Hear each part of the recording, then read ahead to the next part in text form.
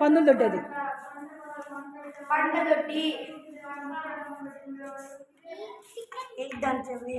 గాబు రోలు రోకలి.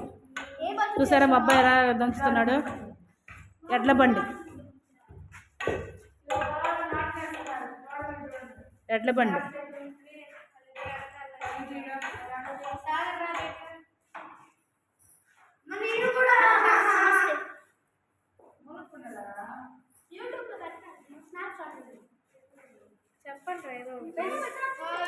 ధాన్యం గాడే.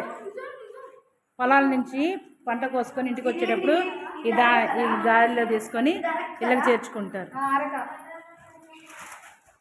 అరకెత్తరా, పైకెత్తు.